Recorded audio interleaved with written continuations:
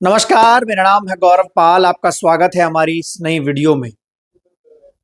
Bahujan Samaj party के भीतर कुछ लोग ऐसे मौजूद हैं जो कि लगातार बहुजन समाज पार्टी के नेताओं की ही किरकिरी करवाने में लगे रहते हैं, जो कि लगातार अपने ही नेताओं के खिलाफ चीजें करते हैं। जी हाँ, कल पूरे दिन मीडिया में और मेन स्ट्रीम मीडिया में एक खबरें चर्चाओं में रही कि आकाश आनंद, जो कि बहुजन समाज पार्टी के राष्ट्रीय कोऑर्डिनेटर हैं, वो जल्द ही दिल्ली चुनाव में कमान संभालेंगे, टिकट बंटवारा करेंगे और तमाम चीजें जो हैं वो फाइनलाइज करेंगे। इस खबर की सुगबुगाहट उठती है उस खबर से जिसमें बताया जाता है कि आकाश आनंद 5 तारीख को दिल्ली में रैली करेंगे।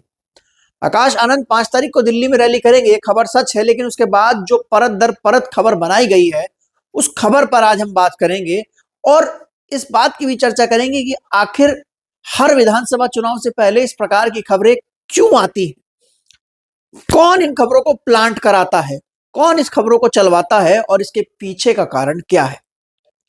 कल की खबर बताया गया, तमाम मेन स्ट्रीम मीडिया पर एक खबर चली जिसमें बताया गया कि आकाश आनंद जो है वो दिल्ली में टिकट बांटेंगे, टिकट वितरण करेंगे और वो जो है चुनाव पर पूरी मॉनिटरिंग करेंगे। लेकिन जब हमने ये खबर क्रॉस चेक की और पार्टी के जो अंदरूनी सूत्र थे उनसे बात की तो हमारे सामने एक चीज आई कि इस खबर में कोई भी सच्चाई नहीं है। आकाश आनंद 5 तारीख को दिल्ली में रैली करने वाले हैं, लेकिन टिकट बांटना, संगठन में फेरबदल करना, चुनाव की रणनीति तैयार करना, इसमें उनका कोई योगदान नहीं है। उनका योगदान पहले की तरह ही रहेगा, जैसे हरियाणा चुनाव में प्रचार किया, उससे पहले चुनाव में प्रचार किया और इस चुनाव में भी अब तक 5 तारीख की रैली के हिसाब से प्रचार ही करेंगे। लेकिन फिर ये खबरें क्यों आउट होती हैं, ये खबरें कौन प्लांट कराता है? देखिए, जिस तरीके से खबरें जो प्लांट कराई जाती हैं, ऐसी खबरों के पीछे विपक्ष नहीं होता, पार्टी के भीतर के लोग ही होते हैं जो कि ऐसी खबरें बाहर मीडिया को देते हैं और मीडिया ऐसी खबरों की सुगबुगाहट पाते ही उसको चलाना शुरू कर देता है, क्योंकि उससे उनको नंबर अच्छा मिलता है।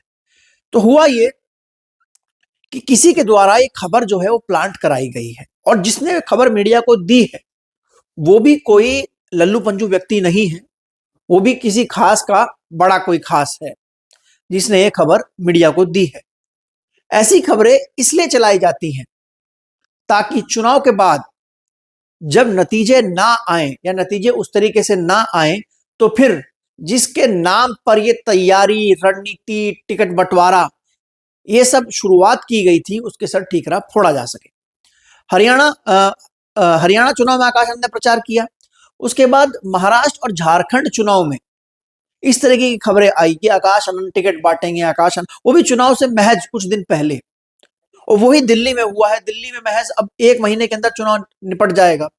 उसके बाद अब फिर ऐसी खबरें चलाने का तात्पर्य क्या है कि आकाश आनंद दिल्ली में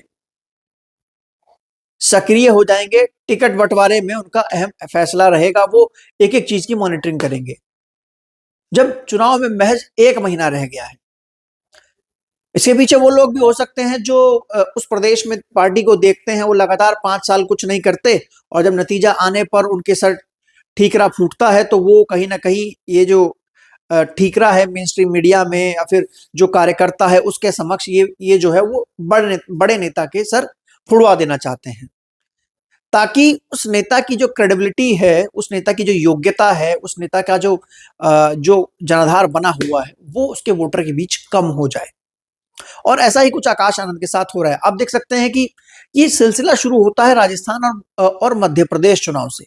राजस्थान और मध्य प्रदेश चुनाव से आकाश आनंद संकल्प यात्रा निकालते हैं, उसके बाद खबरें चलती है आकाश आनंद टिकट बंटवारे में योगदान देंगे, वो सब कुछ एक एक चीज की मॉनिटरिंग करेंगे। लेकिन जब उस तरीके से टिकट बंटवारा नहीं होता है, तमाम चीजें होती है, आकाश आनंद अपने चुनाव से उनको हटा दिया जाता है, उनको दूर कर लिया जाता है। लेकिन जब चुनाव के नतीजे आते हैं तो ठीकरा फिर उनके सर फोड़ दिया जाता है, जबकि चुनाव में उन्होंने कोई रैली नहीं की, कोई प्रचार नहीं किया मध्य प्रदेश और राजस्थान में।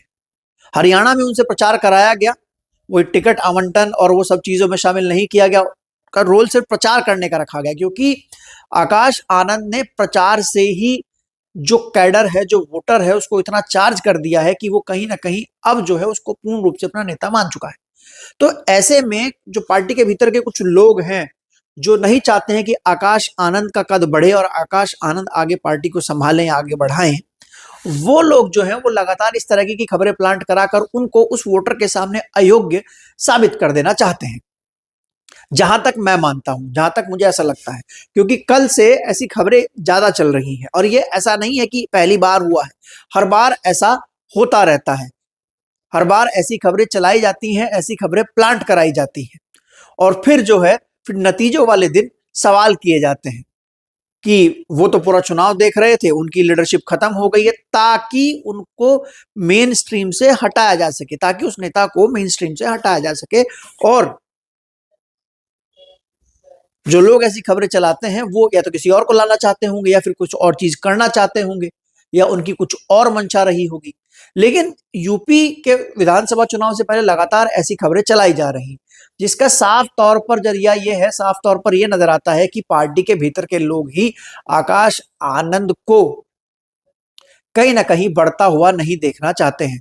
और जिसमें कि आकाश आनंद को पार्टी में इस समय कोई बड़ी जिम्मेदारी नहीं है, हालांकि वो यूथ फेज है, युवा चेहरा है, लेकिन पार्टी की रणनीति में, पार्टी के संगठन में, पार्टी के जो टिकट आवंटन है उसमें उनका कोई योगदान नहीं है। सिर्फ प्रचार के लिए उनको इस्तेमाल किया जाता है। 2024 में जब वो प्रचार के लिए आए तो उन्होंने एक माहौल जो था वो पूरे देश में बना दिया। देश का जो युवा था, जो बहुजन समाज पार्टी का कार्यकर्ता युवा संगठन था, उसको एक उम्मीद जा गई आकाश आनंद के अंदर, और उस उम्मीद को, उसी जो जो जो उनका आधार बना है, उसी को खत्म करने के लिए तमाम चीजें जो है वो चलवाई जाती है, ताकि जो पार्टी की हार का ठीकरा है वो किसी और नेता पर ना फूटे। लेकिन ऐसी खबरें सिर्फ आकाश आनंद को लेकर ही क्यों चलती हैं?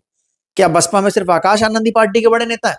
इनके अलावा और बड़े नेता हैं। रामजी गौतम राज्यसभा सांसद हैं, सतीश चंद्र मिश्रा हैं जो कि बहन जी के बहुत करीबी हैं, तमाम और बड़े नेता हैं। उनको लेकर ऐसी खबरें क्यों नहीं चलती हैं? सबसे सॉफ्ट टारगेट आकाश आनंद को ही इस तरीके से क्यों बनाया जाता है? ये अपने आप में सवाल सोचने वाला है। और आप इसको लेकर क्या सोचते हैं? क्या आपकी इसको लेकर राय है? आप लोग भी कमेंट सेक्शन में बता सकते हैं। तब तक के लिए चलते हैं, फिर मिलेंगे दूसरे वीडियो में। धन्यवाद, नमस्कार।